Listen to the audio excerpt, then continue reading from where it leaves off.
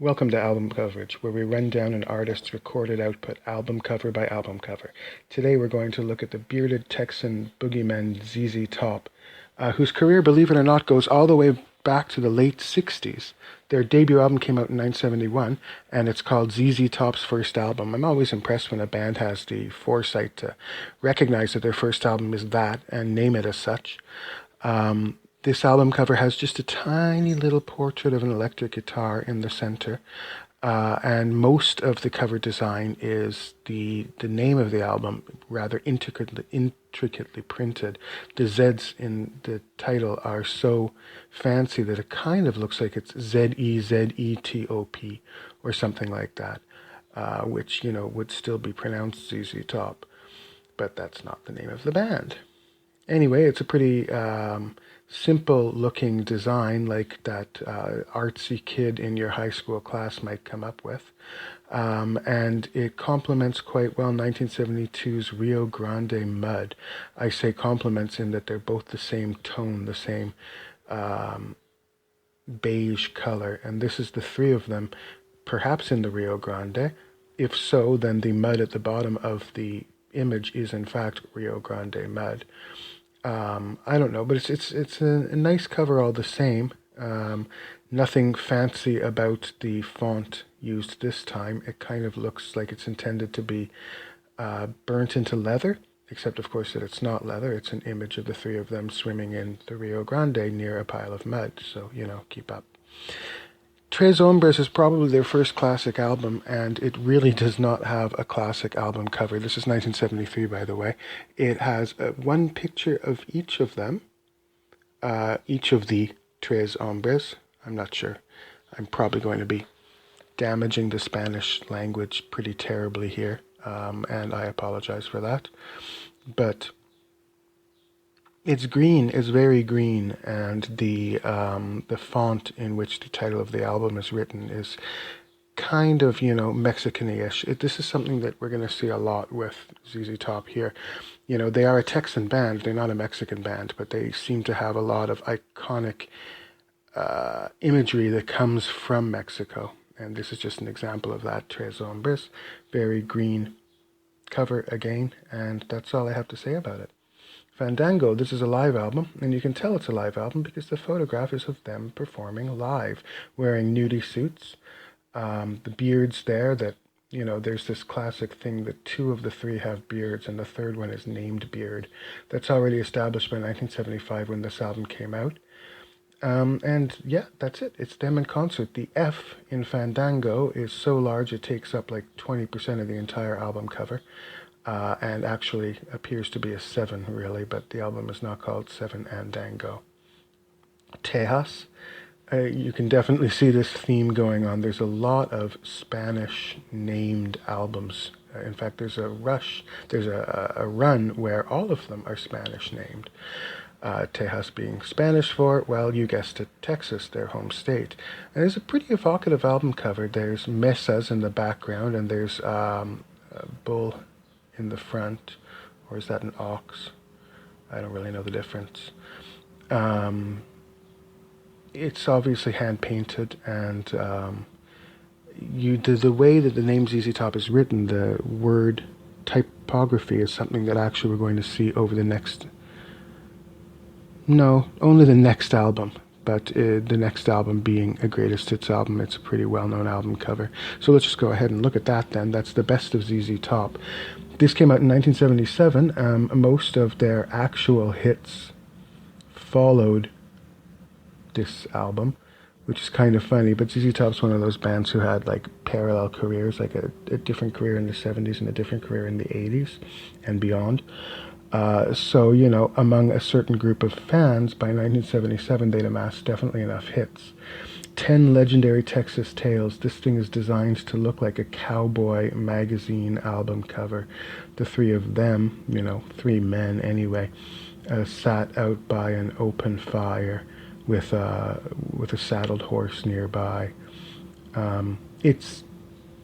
You see this album in a lot of places, despite the fact that it fails to have many of their greatest hits on it. So I guess I could call this a relatively iconic cover. It's a nice cover all the same, with black scribbles in behind it, just because, putting a rectangle on a square leaves empty space, so you got to do something. I'm really going to massacre the name of this next 1979 album, Degüello. I don't know what to do with the umlauts. My Spanish is not good enough that I've really ever encountered umlauts in Spanish. What is this album cover? There is a skull. There are 3 bullets piercing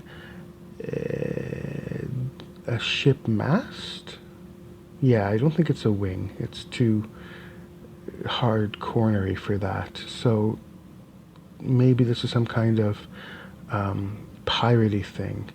3 bullets going through a ship's mast with a skull and all kinds of squiggly lines coming out of the skull's eyes and ears, and Degüello written kind of, as if it's on fire, on white fire. I have nothing more to say about this album cover. Now, the last album before the 1980s ZZ Top is born. This came out in 1981, but you'll see what I mean. This El Loco, this could be a Cheech and Chong album cover. It looks like a comedy act. What we have are 3 guys who happen to be the 3 members of ZZ Top, kind of hamming it up for the camera while surrounded by bags of what I presume is meant to be marijuana, but really doesn't look like marijuana, and they're on a sand dune, and there is a very cheesy American soldier pointing a gun in their general direction as if he's about to catch them, and they have, oh my gosh, I can't believe it, shrugs, and stereotypical, Speedy Gonzales hats. And the whole thing is, I guess if you've got a sense of humor, you could find it funny. I guess I don't have a sense of humor because I just find it pretty cheesy. Anyway, now the story really gets going. Here's Eliminator from 1983. This Eliminator is the album that has probably most of ZZ Top's best remembered hits. And of course, it's the era of kind of electronic processed boogie music, where they wore matching glitzy suits and drove this car, the car that is I think might be named Eliminator, and is the subject of this album cover. It's a painting of the car, lights on, looking right towards the camera, and the car is the most notable thing about it, but also ZZ Top have a new logo, and it's a logo that's going to stick with them for many albums. This 2 giant intertwined Zs with the top coming after it, because that's the name of the band, and that's Eliminator. And 2 years later, we've got Afterburner, which follows exactly from the previous album, except that now this Eliminator car has become a spaceship and still has its high beams on, even as it's somewhere up outside the stratosphere. And again, we've got that ZZ Top logo in a kind of metallic blue this time. Moving ahead to 1987, we've got the ZZ Top 6-pack, which is where, in the 80s, the kind of electronic, dancey, Texas boogie style of the previous 2 albums seemed to be such a hit for ZZ Top that somebody said, hey, what if we took every song we've ever released in the 1970s and remix it to put electronic dance beats under it, and what if we put that out? And this is the result. The concept of the album is much more garish than the album cover itself, which is just another example of that famed ZZ Top logo, perfect for kids to draw on their high school textbooks, if high school kids were into ZZ Top. And nothing else, really. But it's just the logo, and it says the 6-pack, the ZZ Top 6-pack. 1990 gives us Recycler, and I think the end of the Eliminator era. But once again, it's very much an album cover in this vein. Maybe what they're doing here, because they're at a used car shop, maybe we can see the image of them trading in the Eliminator. Maybe this is recognizing that the 80s are over for ZZ Top, and it's true because it's 1990. And the good old Eliminator, which is kind of black now instead of red, is gonna get crushed in a car crusher. How very sad. Its high beams are still on though. The cheesy 80s years are capped off with this greatest hits album that came out in 1992, and really this is about as cheesy as it gets, isn't it? This is the three of them on round platforms with a bunch of babes filming them. The reason why I choose to use the word babe is because they're dressed in a kind of exploitative way. One of them has a clapboard, one of them has a camera, and the third one has, I guess, a handyman belt. And yeah, it's pretty cheesy. The beards are pretty long by now for the two band members whose surname is not Beard. But look at the change once we get to 1994 and Antenna. There is an antenna in this album cover, and the three of them kind of sketched as simply as is humanly possible. I don't know if this is meant to kind of evoke a woodcut, but it's definitely meant to say we are not the 80s. We're not in the 1980s anymore, and in 1994 that was factually true. It's a completely black and white album cover. It's a pretty simple thing. There is a registered trademark symbol after the band name ZZ Top at the top, which, you know, they had become an industry. Actually, I think I'm looking back and the Greatest Hits album has that also, so that was not something new. But the logo is gone too. 1994, One Foot in the Blues. Here's a throwback. The images of them as old-looking young boys back in the 1960s, or maybe early 70s, but I think this is the 1960s. Only one beard, well, 1.5 beards to be seen, and it's a photo taken at a kind of Texas bar. And it's the focal point of this album cover, surrounded by green ovals. The name of the album is One Foot in the Blues. I think that this is an actual album, not a collection. Although we're going to see plenty of collections from now on. But yeah, I think that this is an actual album cover. Rhythmine, 1996. There is a strange photo of a vial. Well, it's not a vial, it's a bottle. A bottle of, you know, medicine or something like that, but on which is written the name of the album, Rhythmine. And it's an intentionally blurry kind of messy album cover.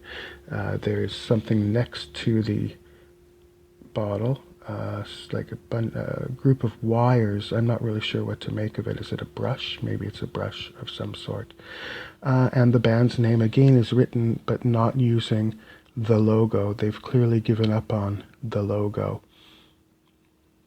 and are just writing the band's name differently every time. 1999, and we've got XXX, aka 30. I'm not sure whether it's supposed to be called XXX or XXX or 30, but you can see that the X's are written with 6 swords, and the band name is scrawled out with 2 of those swords also, and a crown. So I think the crown there makes me think it's supposed to look like, you know, alcohol, the label of some XXX whiskey or something like that. But it's the 30th anniversary of the band's founding, so that's why it's called 30. Now we're on to 2003 and a kind of throwback to the 1970s style, Spanish name, Mezcalero, something to do with mezcal tequila, I suppose, because there is a skeleton breathing fire and holding a glass of a liquid, you know, with various Mexican, I don't know what the shawl he's wearing is called, but I associate it with Mexico anyway, and the hat too, and the cactus, and 3 lone figures way in the background by the setting sun, which I suppose is meant to be the 3 members of ZZ Top. With the exception of a little bit of green in the cactus, the color palette is pretty simple here. Actually, there's also a little bit of blue. The skeleton is wearing a shirt, but it's mostly yellow, orange, and red. And that's 2003's Mescalero. Chrome, Smoke, and BBQ. I'm pretty sure this is some kind of collection. I think it's a box set, actually. And it's from 2003, and it's the title is strange, but the title is meant to evoke some kind of, uh, dingy little, I shouldn't say dingy, but some sort of little tin hut shop somewhere in probably rural Texas that sells, why would it sell chrome? I don't know. Some kind of shop anyway.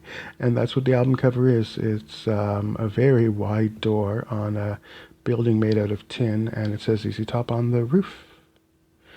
And here's another greatest hits album, the very best of ZZ Top, Rancho Tejicano, if I pronounced that right. And there's the Eliminator back, and there's the three of them done up as a placard. They're clearly in Texas because there's an oil drill in the background. And I don't know, it's kind of a thrown together album cover if you ask me. Also, the name of the album comes after its subtitle, which is a bit strange. It should say Rancho Tejicano, the very best of ZZ Top, shouldn't it? I mean, that makes more sense to me anyway. Live from Texas. There they are. They're live, and their beards are very white right now. And once again, well, I shouldn't say once again, but we've got that old classic 1980s. Now that it's 2008, they've returned to their 1980s logo. We're going to see it for the next few albums, too. And two giant mics, and that's them. Another live album right after that, 2011. Okay, so 3 years after is not right after that, but there was nothing out in the middle. Live in Germany, 1980. Once again, we've got the ZZ Top logo that we all know and love, and we've got 5 cards as if somebody were playing poker, but there's 3 aces showing because there's 3 band members, and hey, ain't they all aces? Well, I guess it could have been kings too. Texicali is an EP that came out in 2012, the same year as their most recent studio album, to which it is, of course, connected. And I don't have much to say about this. It looks like it's supposed to be the back of a leather jacket, and it says ZZ Top, Texicali. And that's all. And then their most recent studio album, which was 7 years ago, 2012, La Futura, and it's got the 3 of them in profile, really, given how famous their beards are and how classic an album cover trope it is to put the 3 of them in profile. It's amazing that it took them until 2012 to come up with that. And they really do look like Hasidic Jews in profile, except for Mr. Beard, of course. Bunch of roses, bunch of roses, and a kind of smoky effect, and that's it. So now we're going to end up with 3 very similar hits collections. This one is called The Baddest, and it's got the names of them. Look at that, Billy, Frank, and Dusty. That's nice. That's the first time we've seen their names on an album cover, their individual names. And the album cover is called, the album is called The Baddest. Or if you prefer, you can get the very same thing, but called The Very Baddest, and also from the year 2014. Or you can get The Very Baddest of ZZ Top, except of course that it says ZZ Top at the top. I hate it when they do things like this. How can you end your album cover with the word of? ZZ Top, The Very Baddest of. Why not switch that around and say The Very Baddest of ZZ Top? Please, please, please. Anyway, this one was green, where the other 2 were kind of yellowish beige color, which I guess would have taken us back to those 2 debut albums, those 2 first albums, which were also beige in color. Except no, I'm finishing with green. And it also says The Fine Texan Tradition up at the top left-hand corner. And that's all I have to say for today, so bye.